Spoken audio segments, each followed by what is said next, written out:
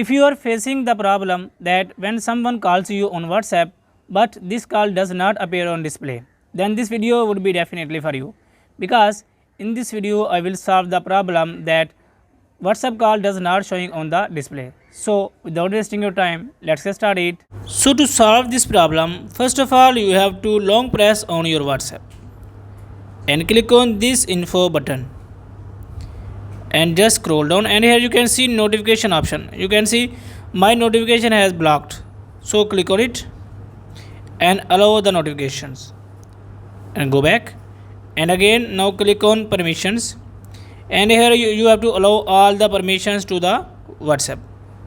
So after allowing the permissions, you have to open your WhatsApp and click on three dots on top right corner and click on setting, and here you have to click on notification, and now click on three dots on top right corner and click on reset notification setting. Click on reset. So guys, after doing these steps, your incoming WhatsApp calls problem would be fixed. If this video guide is helpful for you, please like the video and subscribe to our channel. Thanks for watching.